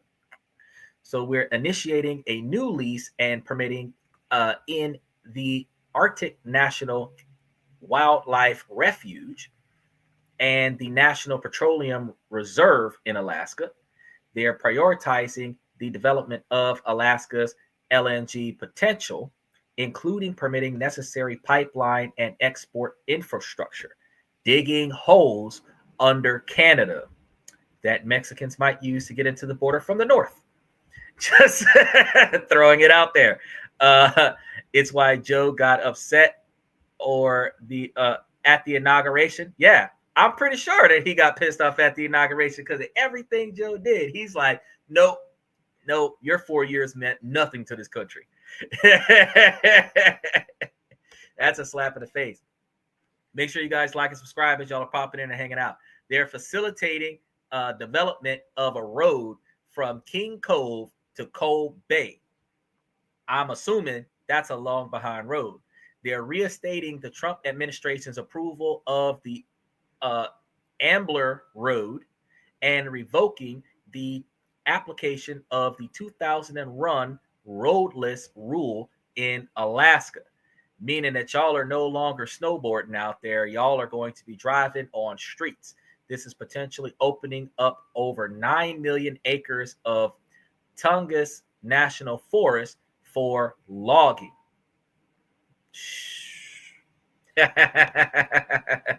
Hey, what's going on, Noah? It's been a long time since I've seen you here, man. Special shout out to Noah Schaefer. He's been one of the ones that's been watching us the longest, like HD He and Lucas the Poser. So we have secret, what is that? Latino Canadian holes underground actually makes sense. But hey, you getting in one way or the other. He putting all these people on the south, but ain't nobody blocking the north. So I mean, if you catch you an inner tube and roll yourself over there to Alaska, you can make your way in from the top down. Now, they're rescinding the financial supplemental environmental impact statement for coastal plain oil and gas leasing programs. So that's going to be something that we're gonna find very interesting for our people coming soon. And the order has been praised by Alaska's Republican delegation to Congress, but has faced criticism from environmental groups. Of course it has. And it is expected to face legal challenges, particularly regarding its impact on protected areas like the Tongass National Forest. The order has also created uncertainty for clean energy projects in rural Alaska, with over 130 million in grants now frozen. Oops. Protecting the United States from foreign terrorists and other national securities and public safety threats is the next executive order. Implementing stricter vetting procedures for visa applicants and refugees entering the United States is going to directly impact the HB1 and EBW applicants. They're expanding the use of terrorism watch lists, which is probably why Myron's on it, along with Andrew Tate, and they're going to be including individuals associated with or supporting terrorist activities, as well as their known associates and family members. So if you know somebody who is doing something that the U.S. government is not going to like, they're going to put you on the list with them. Now, I just finished talking to you guys a couple days ago about first-person accountability, about the decisions that you make and the decisions that the people around you are allowed to make. And this is one of those things. I ain't letting nobody say nothing that's going to put me on a watch list. Now, keep in mind, if you're on a federal watch list, they no longer allow you to get pulled over by the police. So there's one benefit there, but now you can make the wrong comment on a cell phone and all of a sudden they're kicking your door down and seizing all of your assets, and your Second Amendment rights might go right out the window. Now, they're directing federal agents to review and revise policies related to border security and immigration enforcement, where they're enhancing corporations between federal, state, and local law enforcement agencies in identifying and addressing potential security threats. He's at Ice Cube and driving Pope Mobile. Well, you got to understand that Ice Cube was on that watch list a long time ago when him and NWA was saying fuck the police. So, you know, what I'm waiting on is that one lawless day that he talked about during his campaign trail, because I know that they made a franchise out of the Purge. But I'm looking forward to seeing something like that happen. Like Santa Claus, there's a list, checking it twice.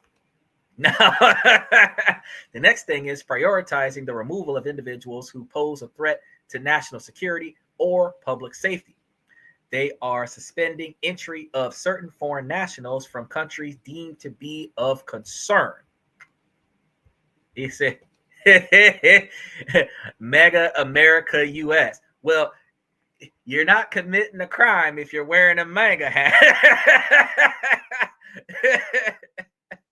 You're part of the movement if you're wearing a MAGA hat. They're also increasing resources for counterterrorism efforts and intelligence gathering. The order aims to strengthen national security measures and address perceived threats to public safety, and it has been met with mixed reactions, with supporters viewing it as necessary for protecting American citizens, while critics argue it may infringe on civil liberties and unfairly target certain groups.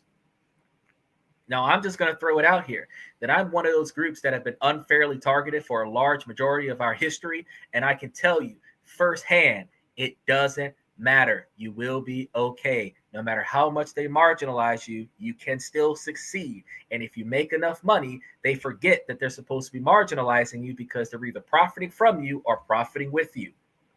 Just remember that.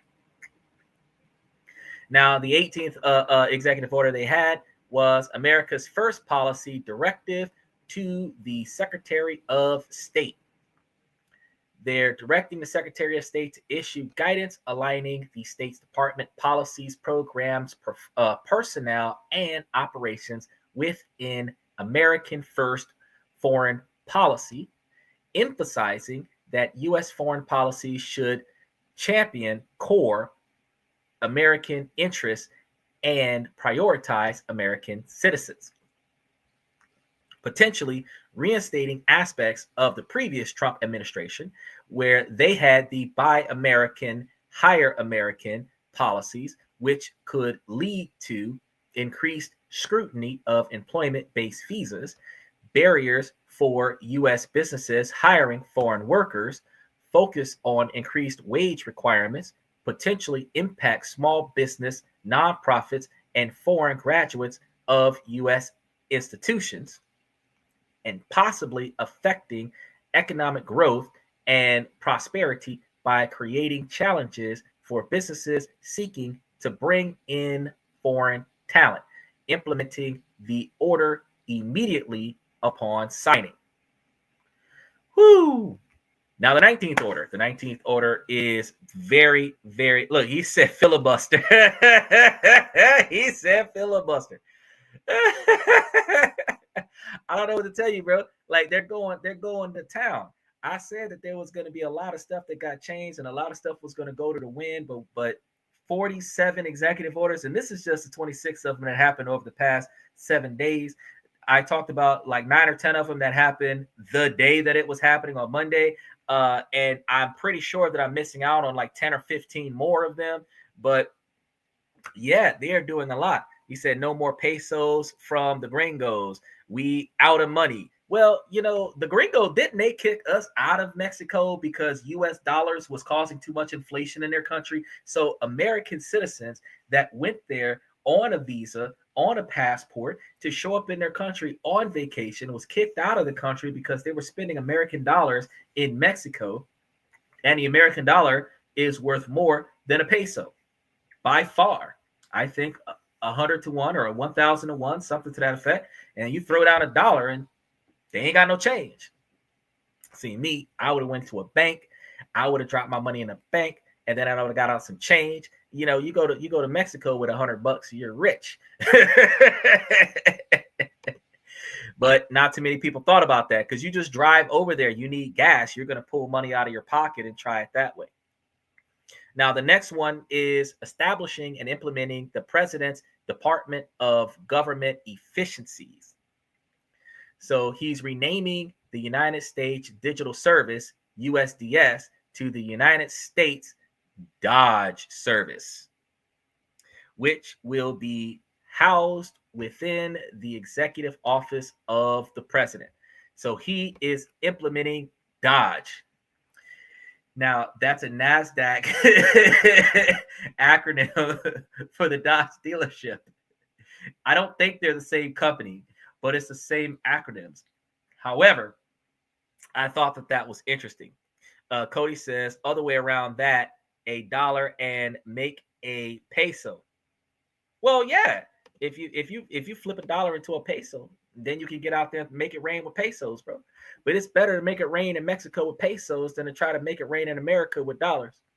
So he's appointing a USDS administrator who reports to the White House Chief of Staff and is responsible for launching a software modernization initiative to improve government-wide software and IT systems. So everybody's going to go from PCs to MacBooks. Then he's going to collaborate with agency heads to ensure data integrity networks and interoperability and responsible data collection. So no more servers in the basement for former presidents. They're requiring each executive agency to establish a Dodge team within 30 days, typically consisting of one Dodge team lead, one engineer, one human resource specialist, and one attorney, creating a temporary organization within USDS led by the USDS administrator to advise the president's Dodge agenda until July 4th of 2026, granting the USDS full access to all unclassified agency records, software systems, and IT systems. The Dodge initiative aims to streamline government operations, reduce federal spending, and implement significant personnel reductions within the federal structure. However, the establishment of Dodge has faced legal challenges with several lawsuits filed questioning its lawfulness. Now, as I said to Henny, so hence why he said, why we need a wall? I don't know. Well, okay, so he said that if he put that wall up, it was supposed to be like a 30-mile or so long wall. That's like 30 feet or something like that in the air. And if he puts, and I think the wall is supposed to cover the whole bottom of California and all of Texas, right? And the wall is supposed to be so long, and he's supposed to put a bunch of solar panels on the wall. And if he did, the quantity of solar panels that would go on that wall, assuming nobody would break them, could power south side of the United States. That's a lot. That's a lot. So I'm talking about like that wall would power the South California, all of Texas, Louisiana, Mississippi, Alabama, and maybe even part of Florida. That's a lot of power if nobody broke it and it was properly maintained. Cody says federal workers didn't want to get off their computer chairs, so they were glued. Oh, yeah. Oh, no, they did want to get off their computer chairs so that they could go to the bathroom because they were playing Fortnite and World of Warcraft. And now they can't do that anymore. Now they got to get out there and grind. It's getting tough out there. The next one is, it's interesting, but it's strange at the same time. They are defending women from gender ideology extremists and restoring biological truth to the federal government. This executive order has high controversy. They're recognizing only two sexes, male and female, defined as binary, biological, and immutable. So I guess you either have a third leg or you don't, and that's it. There is no other. It's M, F, or don't apply. So they're defining female as a personal belonging at conception to the sex that produces the large reproductive cell. Ooh, they're being specific now. Oh, he said too many trains drove in the station. Yeah. It gets rough out here. So before it was just you could define yourself as whatever you wanted to define yourself, but they are now identifying the female gender as a person belonging at birth, the sex that produces the largest reproductive cells, and the male as a person who belonging at birth, the sex that produces the small reproductive cell, which ultimately means is that if you were born with ovaries, it doesn't matter if you pay for a change, you're still a female. I mean, you're still a female. If you were born with the sperm, that's the safest way to put it. Then even if you pay for the change, you're still a male. Now, with the laws that have come out that men cannot use women's bathrooms, if you were born a man and paid to be changed to a woman, you look like a woman, but you are genetically a man. Which bathroom are you allowed to use? Can somebody help me out with that one? I just want to know, because if they're saying that if you were male at birth, you're a man, and if you are female at birth, you're a female, even if you pay for the change. If this law is going into effect, which bathroom do you use if you're post-op? Because they're not going to be able to, upon encounter, like test your genetic traits to determine what you were pre-op. You know what I'm saying? So this is going to be a little radical for those individuals that knew what they wanted to do, spent a lot of money for it, and now they got to live with it. 2025, we're still trying to figure out what is. You're right. 1,800 years later. You're right. He said, I need a movie theater to figure it out. Bro, look, the family bathroom is going to be for everybody who doesn't want to identify as the little square or the little triangle that's on the bathroom door. That's pretty much the full magnitude of the situation. But that's pretty deep. They were specific about it. So now the next thing is that they're directing federal agencies to remove and cease issuing any statements, policies, or regulations that promote gender ideology, requiring all government-issued identification documents to accurately reflect the holder's biological sex, mandating privacy in intimate spaces, ensuring single-sex spaces like federal prisons and rape shelters are designated by sex, not gender identity. I don't know how that's going to work. I'm guessing that whatever you're swinging when they cuff you, that's going to be the one that you're going to have to stick with when you get incarcerated. He said, "One wish to be a fish." Feel free to chime in with Cody, y'all. Y'all can always dive in and put your 2 cents in. Make sure that you guys like and subscribe as you're following through. They're instructing federal agents to use the term sex rather than gender in official capacity. And they're directing the Attorney General to issue guidance to agencies to correct the misapplication of Bostock versus Clayton County 2020 to sex-based distinction in agency activities, ending federal funding for activities promoting gender ideology. So the order has been met with a mixed reaction. I told you that was gonna set it off, and supporters view it as necessary to protect women's rights and restore biological clarity in federal policies. And critics argue it targets transgenders, non-binaries, and intersex individuals and rolls back their protection.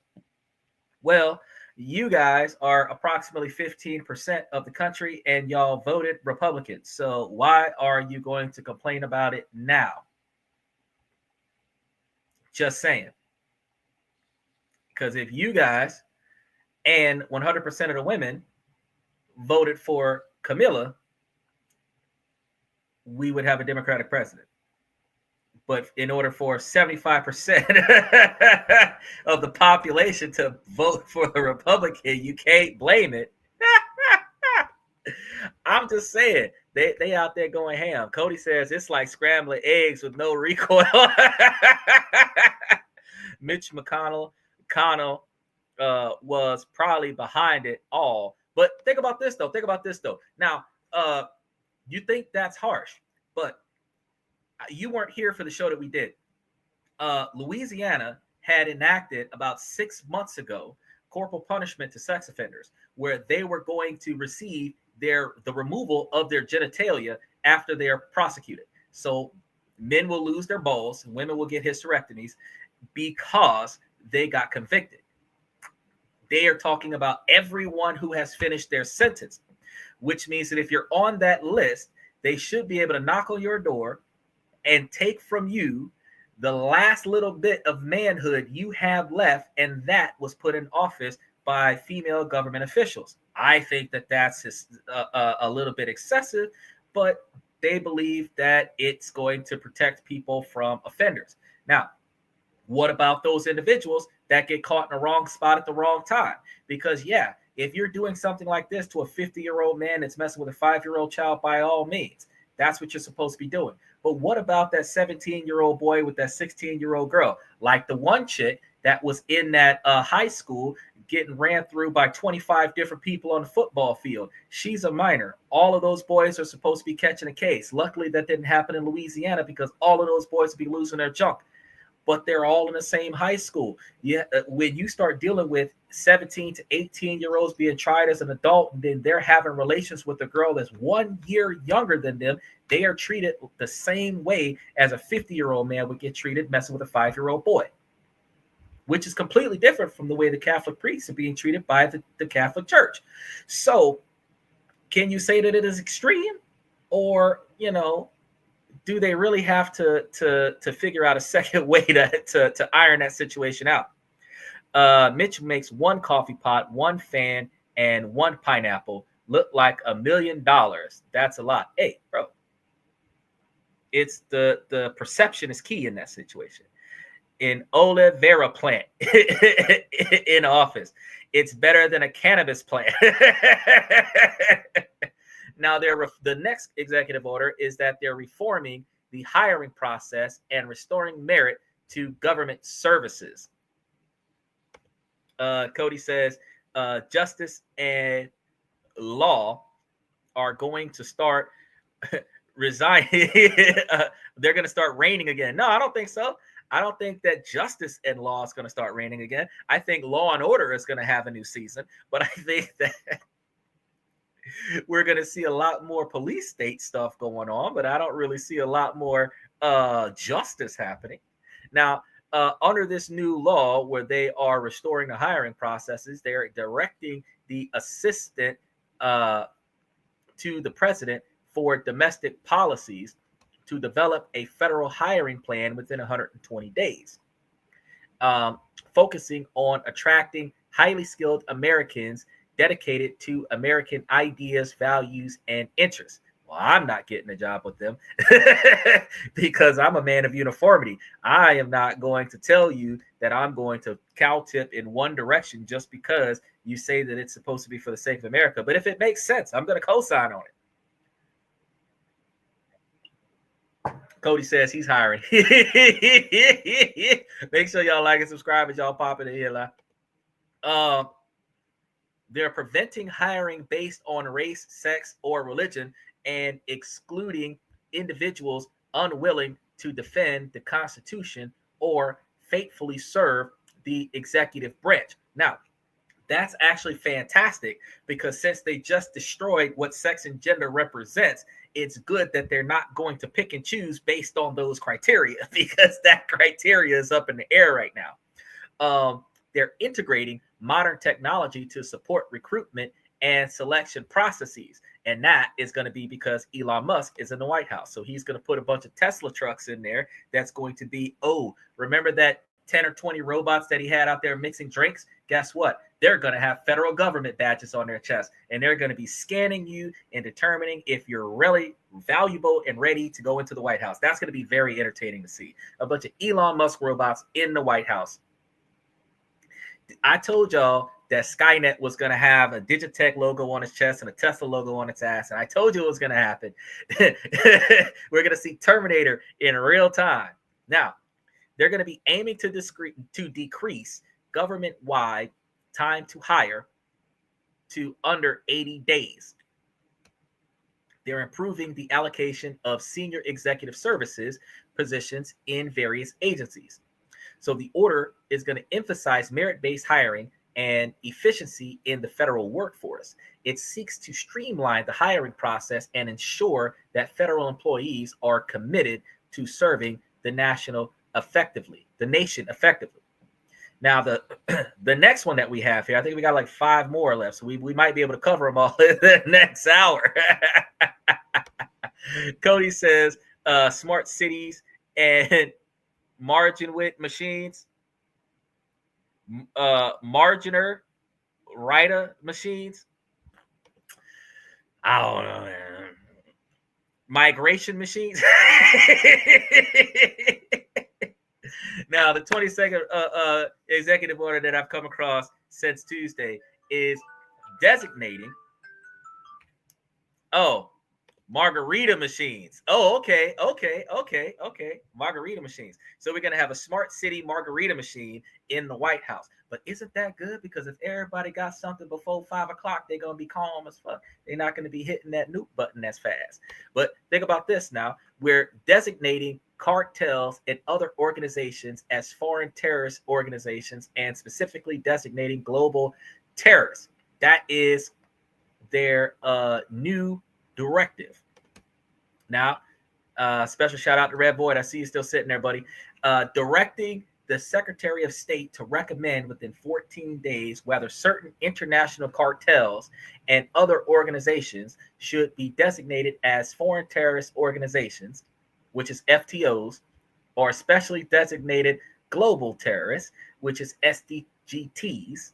And they're going to be characterizing international cartels as national security threats beyond traditional organized crime, citing their convergence with extra hemispheric actors, complex adaptive systems similar to insurgencies, infiltration into foreign governments. Cody says, your immediate sign it, the Don.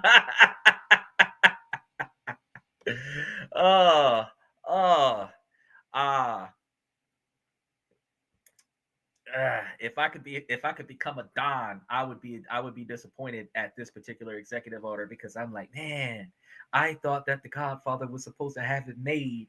I'm on the list now. They're identifying specific groups like Trendy Agrian, TDA, and La Maria Salaventrica, MS-13. Hey guys, if you're watching this and I pronounced your organization wrong, do not put a hit out on me. I have heard of you for the first time today. If you were like the Sopranos, I would know you. But any well-organized crime group would not be noticed by the general population because it is organized, right? Now, these guys are going to be known as threats to U.S. security. They're going to be declaring national emergency under the International Emergency Economic Powers Act to address these threats, stating the U.S. policy to ensure the total elimination of these organization presences in the United States, almost equivalent to the way they tried to stop Raymond Reddington on Blacklist for 10 seasons. And he got defeated by a bull in a pasture. And the federal government never got there in time. Just want to throw that out there. Now, he's saying 2025, everybody's in the open. Oh, yeah. Remember, Trump said that he's getting rid of the term woke? Now the term is informed. All right? Hashtag informed. The order does not immediately designate any organization, but initiates a process for potential designation. If implemented, such designations could have significant implications. What's going on, Rhetoric? It's good to see you, man. we are going over all of the crises that has been happening since the last crises that we went through the list last week, Monday. It's good to see you, bro.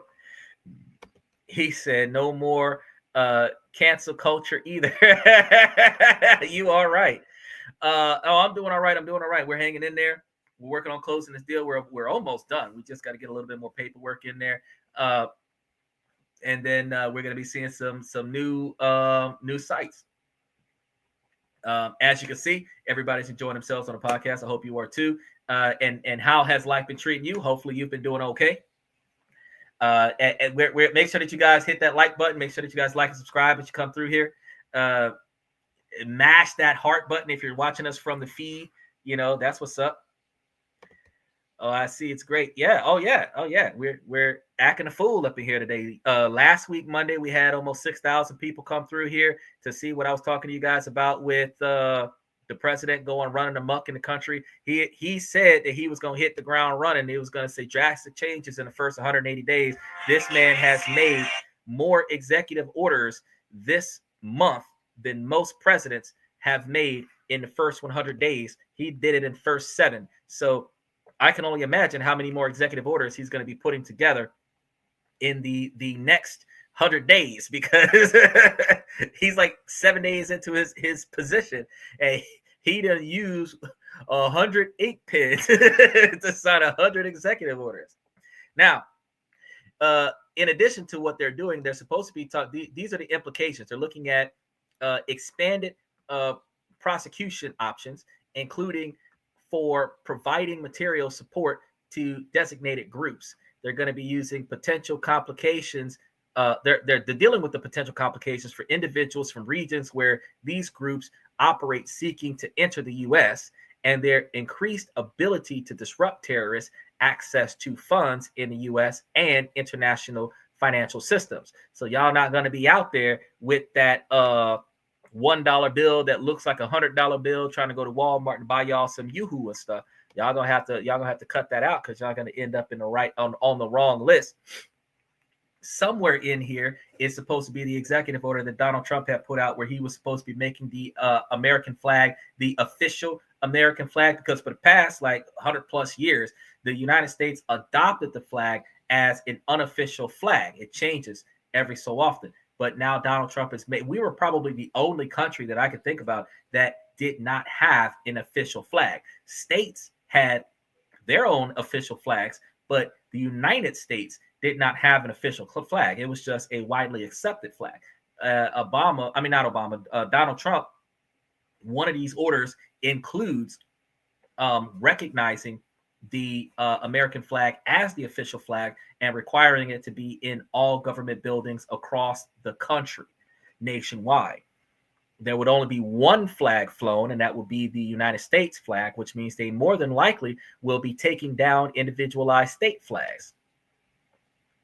Now, he said it's going to end up looking like the Puerto Rico flag. It probably will. The order has faced criticism from Mexico, with President Claudia, Sheinbaum, defending the national sovereignty in response to the potential designation. And that's going to really suck. Now, we're looking, I think we got a couple more here. They're looking to restoring names that honor American greatness. So they are reinstating the name Mount McKinley. I don't even know where that's at, for North America's highest peak within 30 days, reversing the 2015 decision to rename it Denali. I don't even call it Denali. He has reinforced his expectations to rename the Gulf of Mexico as the Gulf of America within 30 days, reflecting its importance to the U.S. economy and global commerce, directing agency heads to review and potentially replace their appointees to the U.S. board on geographic names within 7 days. That is a lot of work. Cody says, I've been filibustering for Mount McKinley for 50 years. Like, I don't even know. Like, the closest I've been to I don't even know where Mount McKinley is. The closest I've been to Mount McKinley is seeing it on TV and wouldn't have known that I was looking at it. It was in a movie. The same way the Twin Towers was on a movie when they both went down.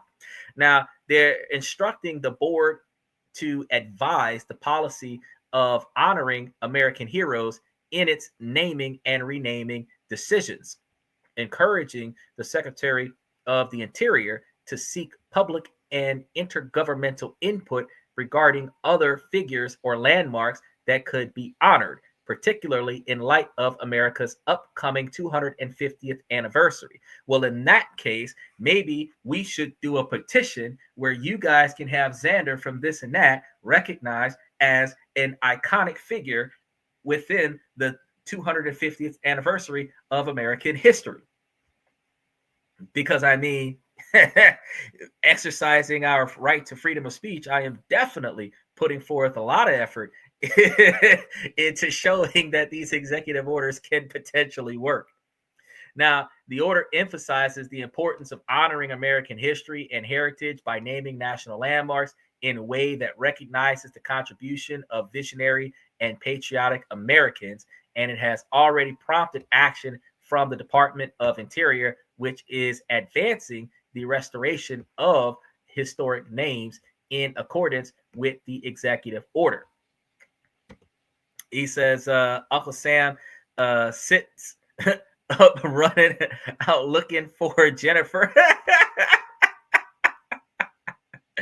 I can tell you, look, hey, this is going to be a really, really wild ride.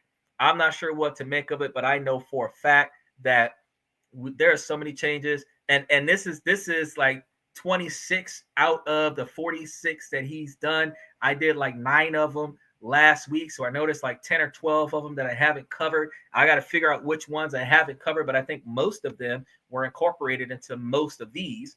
But as the weeks come about, I will be able to talk about next week, Monday, on some of the other things that are going to be changing in our country as Donald Trump continues to do what Donald Trump does. So y'all got to make sure that y'all keep hitting that like and subscribe button. So when we come back next week, Monday, for this, that you guys can get the firsthand scoop of it. But you have to also remember that we are live 7 nights a week. So we're going to be back tomorrow and every other day of the week at 10 o'clock Central Time, 11 o'clock Eastern Time, and 7 o'clock California time as California continues to burn to the ground.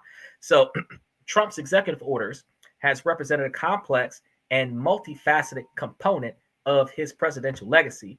And while they undoubtedly had significant policy implications, they also sparked intense controversy and raised important questions about the limits of presidential power and the American system. So if you guys have some more questions or comments that you want to throw down about this, by all means, you can leave it in the comments down below. You can send me some messages about it. If you guys got some questions about some of the stuff that I brought across the table today, you guys can send me a message about it after the show, and I can make a follow-up show about it. And I definitely want to hear what you guys think about what Donald Trump's executive orders have done, in your opinion, thus far, and what you believe that it might do going forward. And you want to make sure that you double check what we plan to do for the rest of the week, because I'm going to be trying to put more things up tonight and tomorrow as things go by. I usually try to put up a week's lineup, but unfortunately I have been having so many breaking news scenarios. I have to pick and choose what I'm covering Monday, Tuesday, and Wednesday, because we typically talk about business, finance, politics, stuff to that effect Monday, Tuesday, and Wednesday. And then we start doing some other things about self-improvement, financial status, relationship topics, social inequalities, and stuff to that effect Thursday, Friday, Saturday. And then Sunday we have our members only shows that are reactionary to the questions and comments on the show, where we talked about on yesterday, about Elon Musk's Hail Hitler salute and how that impacted everybody last week as well. Cody says the Donald is like a giant Mandarin candidate. And he says, I need a, what is that, natal chart and a grapefruit. Well, you know, if we all are ready for what is about to go down, then, you know, we can only benefit from some of this. some of this stuff isn't going to affect us at all, but a lot of it is going to affect some of us at some point. We just got to figure out when, because most of the executive orders that he's putting out, he's giving a 30 to 90 day time limit. So that means that by February, March, or April, you're going to see like everything change across the country. You're going to see so many things being implemented. By this summer, we're going to be dealing with a new walk of life, and it's going to be changing rapidly. Foreign nationals are very concerned about the implications of what's going on. They're very concerned about their ability to enter the country legally. Those that have long-standing foreign nationals that's been working in the country are going to be really concerned about that. You know, me, myself, I'm looking for releases of First Amendment rights to speech. I'm looking at releases of Second Amendment rights to bear arms so that I don't have to register my firearms to ATF. I'm looking at, you know, more rights for American citizens to protect their property from intruders that decide to do knock and talks, you know, stuff to that effect. Because, I mean, that's what will benefit me. But a lot of this other stuff, it might benefit the country in the long term. But then again, it might just benefit the top 1%, because you got to understand that 1% of the country get 99% of the wealth, and 99% of the country shares 1% of the wealth. And we just got to figure out how that's going to work. He said the YouTube watch a storm DC in a year. Watch this. So you're saying that the people are going to storm DC again in like 12 months come Halloween? well,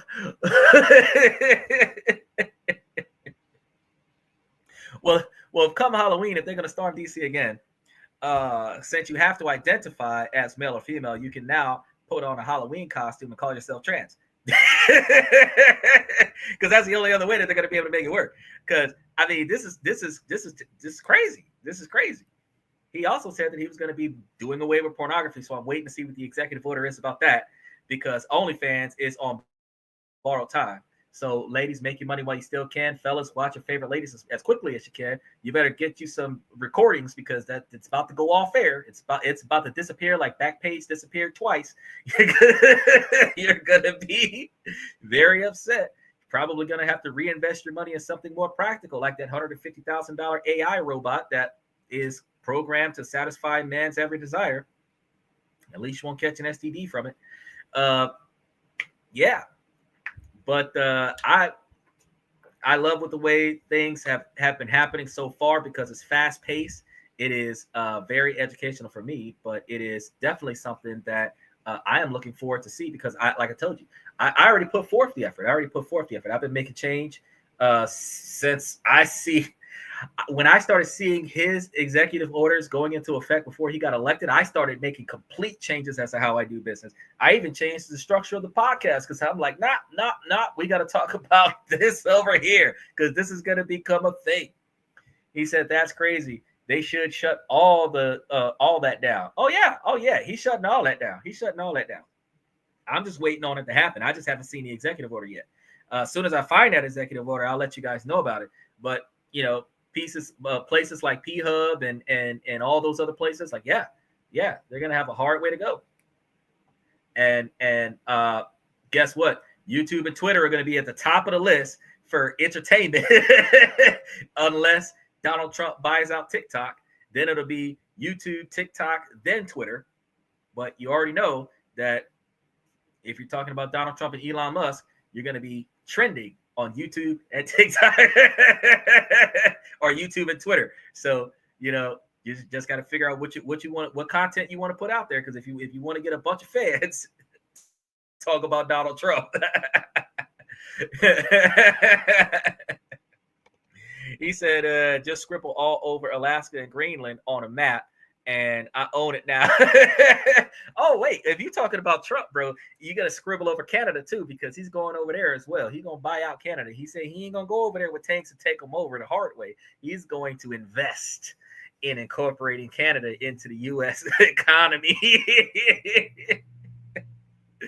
So those guys got an election that's supposed to happen in March and another election that's supposed to happen in October. And between now and March, they have technically no officials in Canada that are running the country. So now is a good negotiating time, because you have no leaders in that country. And you can actually, but if they take over Canada, the 54 flag, the 50-star flag would really have to be more than 50 stars, because it would be the 50 U.S. states, Canada, Puerto Rico, and a couple of other islands that are now going to be incorporated into the United States of America. I mean, unless they're not going to call Canada a state. It's a sub-country, which will make that North America. Because America is in North America, and North America is like South Dakota and stuff. So Canada would be North America. Geographic directions are going to be screwed, because if he's going to coin the term America owns this, it's not even going to be the Atlantic Ocean, it's going to be the American Ocean. he's gonna claim all the water that California touch also.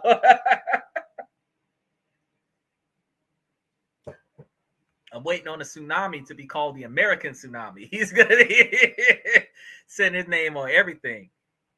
I want to see my priest. You don't want to see your priest. You don't want to see your priest. You don't want to see your priest. Because if you're not in Louisiana and you go see the priest, you ain't safe. He said it feels unholy and holy at the same time. Well, I know some priests are going to be mad at me when I just comment I just made. That's okay. That's okay. If they decide to sit here for 2 hours to change to meet that comment, I deserve it. Now, I'm going to go ahead and wrap things up, because I got some contracts that I got to fulfill now, because all my clients are in Asia. So while he's over here talking about American bread, I'm like, yeah, I got to make my money somewhere. Hashtag Greenland. A digital nomad. So while the U.S. Congress, the U.S. government agencies all got to go back to work, they can't work on their computers from home. I'm working from home. So I've got to get ready for some contracts that I signed up that are supposed to be starting in about 45 minutes. So as I prepare for those, I want to thank you guys for coming to tonight's show. On my way out the door, I'm going to tell you, ladies, as long as the situation doesn't make sense, I'm going to keep asking you, ladies, to please make it make sense. So ladies, please make it make sense. I really appreciate the rest of you guys for coming to the podcast. He says, no, yeah, I really got to slide. I'll be back here tomorrow, though. I'm going to be back 10 o'clock every night of the week, Central Time. I'm not even going to change the time zone when we do daylight savings time. I don't know if the time is going forward an hour or back an hour, but I'm going to be at the exact same time slot. Because for those individuals that do not recognize daylight savings time, I'm going to be doing it at the exact same time slot. So stay tuned for that. And I really appreciate you guys. Special shout out to Red Void, Ami81, Donnie,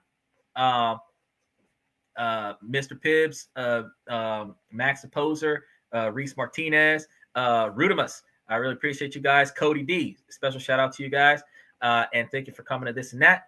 I'm your host, Sander, where we talk about this, that, and everything in between. And I'm going to see you guys tomorrow night. Before I go, make sure that you guys hang out for the outro song. Oh, real quick, Cody, what you think about the song? The Higher Ground song that we got, because we have our own album. It was made by a band in Switzerland. Look at me, outsourcing.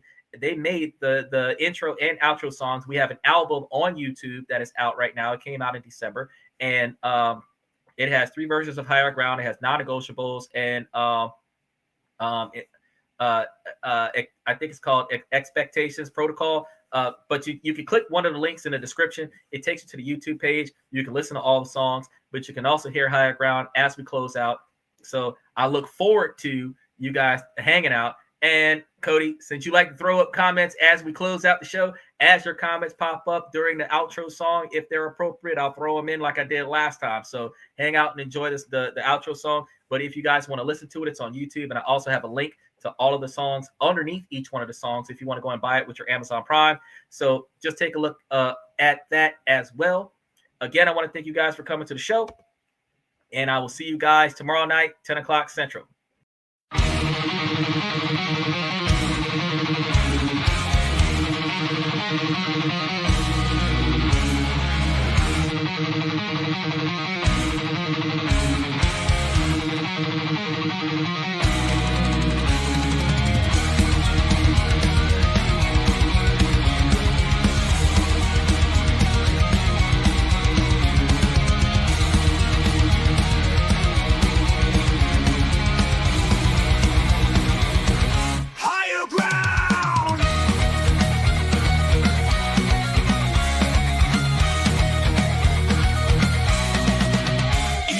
chase validation, now I validate myself.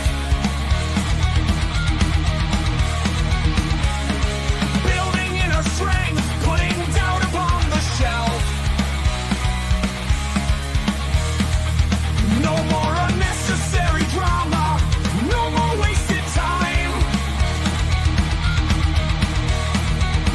Climbing higher, constantly making my own climb. Standing on higher ground where excellence is found. My potential knows no bounds, raising the bar, breaking ground.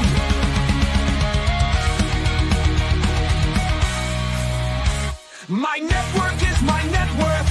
Choose your company wise. Surround yourself with eagles, not with sheep in disguise. Every interaction is a reflection of my brand.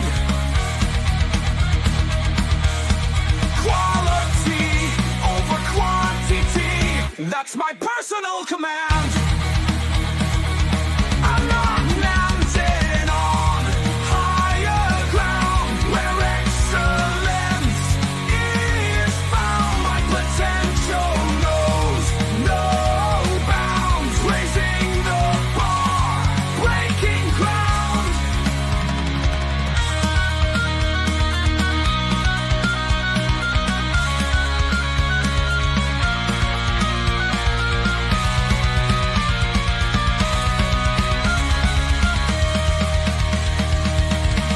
I'm not just living, I'm manifesting my vision, cutting through limitations with surgical precision.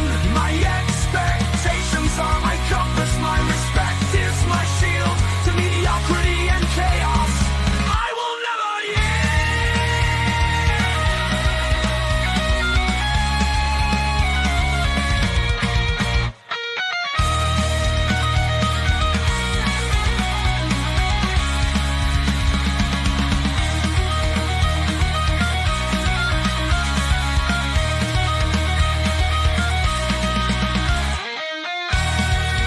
I'm not just living, I'm manifesting my vision, cutting through limitations with surgical precision. My expectations are my compass, my respect is my shield to mediocrity and chaos. I will never yield.